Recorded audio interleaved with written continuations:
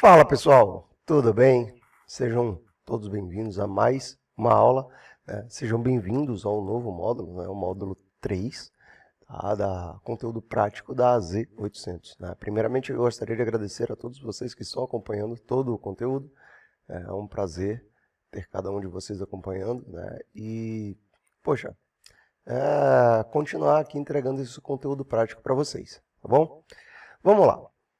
Nesse módulo, né, pelo menos nessas aulas agora, eu vou precisar de uma máquina física. Tá? Por quê? Porque eu não posso fazer virtualização dentro de virtualização. Né? Nós temos o nosso ambiente, até agora viemos utilizando o nosso ambiente de virtualizado, certo?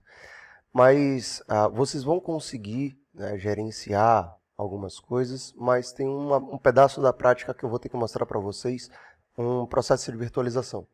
Tá?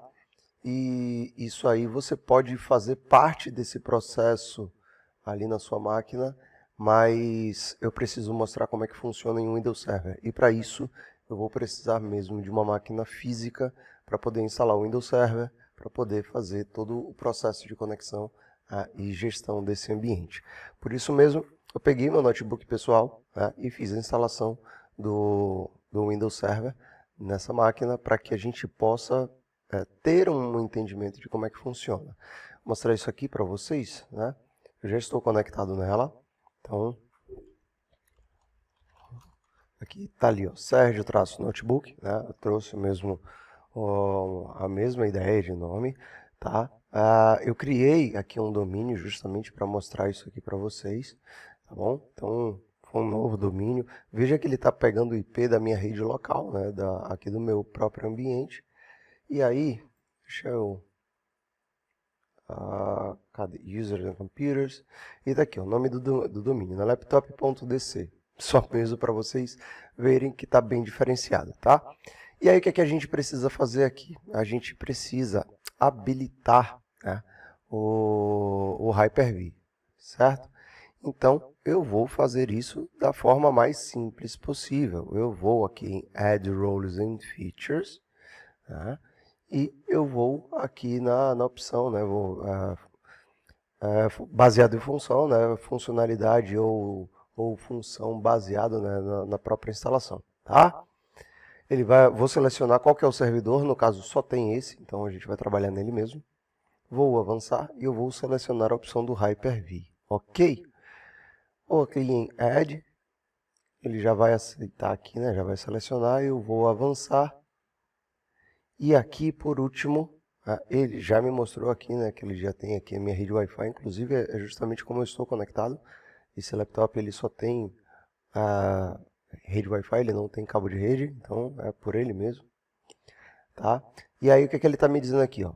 Um switch virtual será criado para cada adaptador de rede selecionado. Nós recomendamos que você crie ao menos um. Né? Então eu tenho que selecionar. Vou selecionar aqui essa rede. Tá? Outra coisa aqui é, permita que esse servidor mande e receba migrações ao vivo de máquinas virtuais. Tá? Eu não vou habilitar isso aqui agora, tá? Mas você consegue migrar máquinas virtuais de outros serviços também para o nosso ambiente Hyper-V. Né? Ou até entre Hyper-V, né? De Hyper-V para Hyper-V. Bom, eu vou avançar, não vou alterar isso aqui agora, vou deixar para alterar depois do processo de instalação, tá?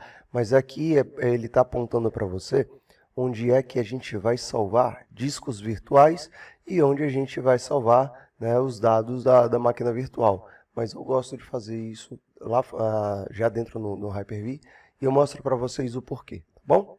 Vamos lá.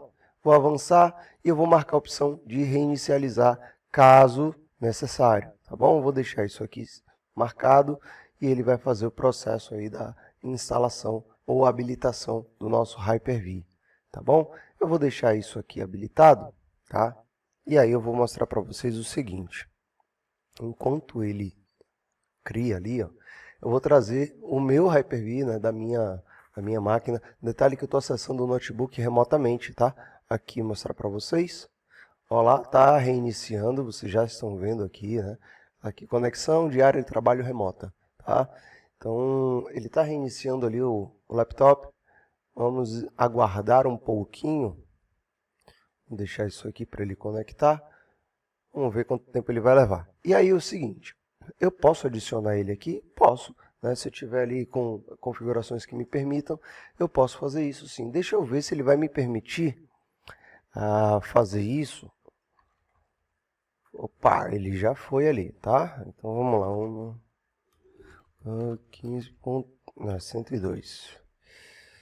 Vamos ver se eu consigo adicionar, se ele vai me permitir. Por quê? Porque eu não tenho autorização, tá vendo? Isso aí é o ponto de problema. Opa, peraí. Não me deixou acessar? Não me deixou acessar. Vou trocar só para o...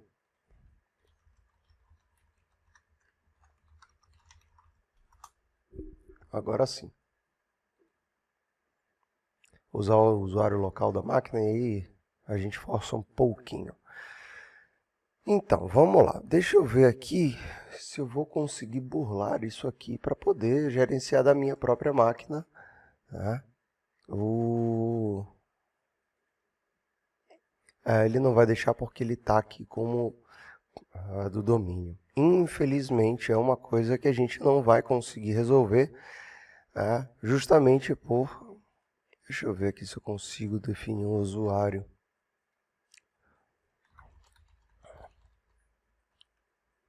Peraí, laptop,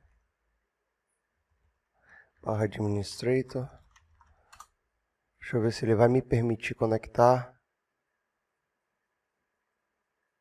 Vou habilitar as alegações de credenciais, ok.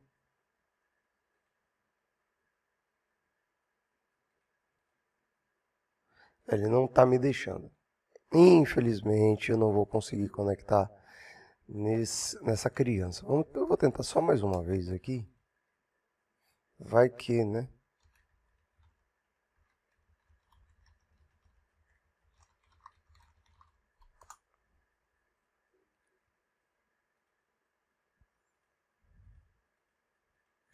Ele não vai deixar mesmo. Infelizmente, eu não vou poder.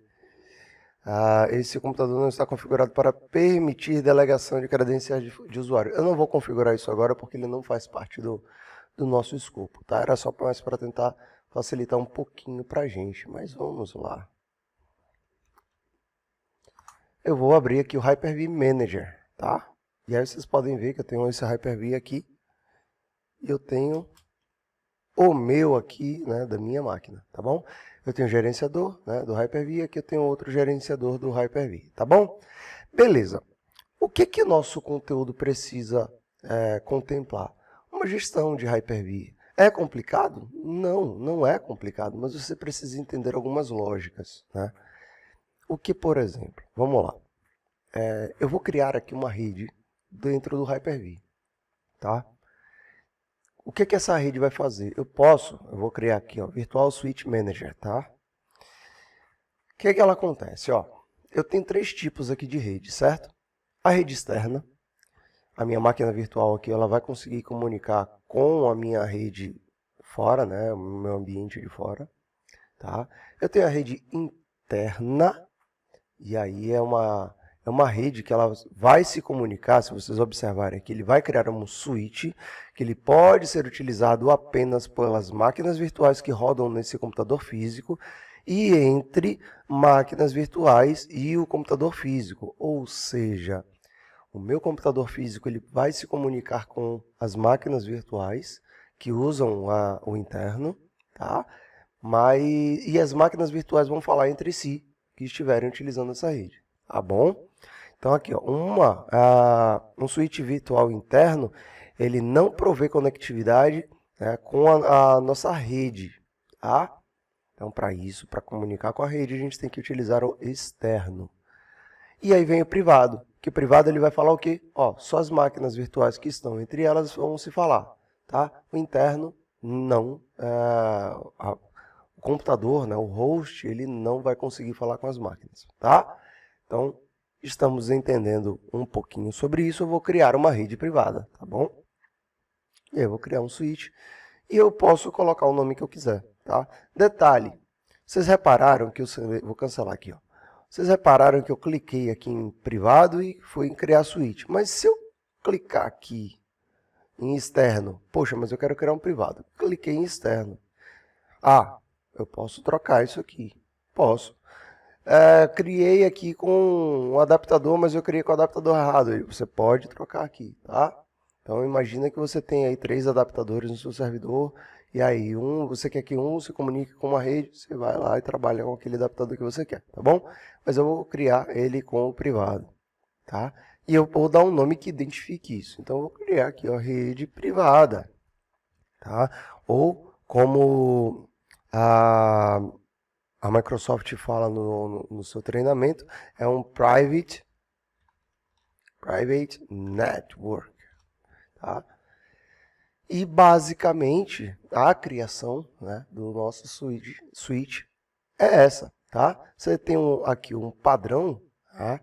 Mas você não consegue fazer tantas coisas assim. Eu posso remover esse aqui? Eu posso remover essa rede padrão, tá? Mas eu não quero não. Vou deixar ela aí que na hora que a gente criar a máquina virtual a gente pode utilizar ela, tá certo? Eu falei para vocês que eu posso alterar o nosso caminho de máquinas virtuais, né? Por quê? Porque nesse momento aqui, ó, eu vou, por exemplo, criar aqui no C dos pontos uma pasta chamada Hyper-V, tá? E aí eu venho nas configurações do nosso Hyper-V, Hyper-V Settings, tá? E aí eu tenho aqui, ó, lembra que eu falei para vocês, olha, ali uma do disco e a outra das máquinas virtuais. Eu gosto de apontar ambas para o mesmo local, tá? Eu vou deixar aqui, ó, C dois pontos barra Hyper-V. Ok, eita, já dei Enter aqui, mas não era para ter feito isso, porque eu vou alterar da máquina virtual também, tá? Para não ter que procurar uma num lugar, outra em outra. Isso é meio chato, sabe? Então eu gosto de deixar sempre assim. Aí na hora que eu for criar uma máquina virtual, eu vou mostrar para vocês esse detalhe com mais precisão, tá bom? Espero que vocês tenham gostado dessa primeira aula, uma aula bem simples, bem prática, bom? Vocês conseguem fazer isso aí na sua máquina, tá? Especialmente se vocês estiverem utilizando o Hyper-V, tá bom? Detalhe, se vocês criarem ou habilitarem o Hyper-V na máquina que está virtualizada, vocês conseguem mexer nisso aí também, tá bom? Eu vou até mostrar isso aqui para vocês.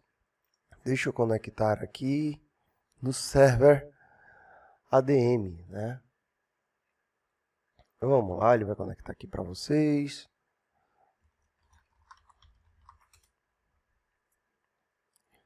Vamos.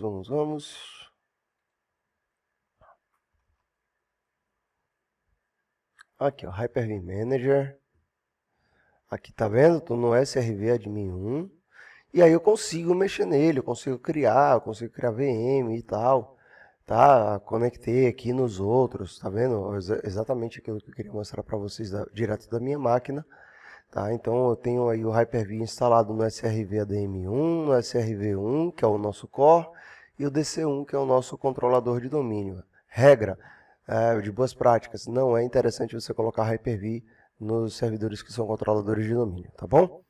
Então, basicamente, vocês vão conseguir fazer algumas configurações, alguns ajustes, mas vocês não vão conseguir rodar a máquina virtual, tá? Virtualização dentro de virtualização não funciona. Tá bom, pessoal? Mais uma vez, muito obrigado a todos, espero que tenham gostado e até a próxima aula. Até mais!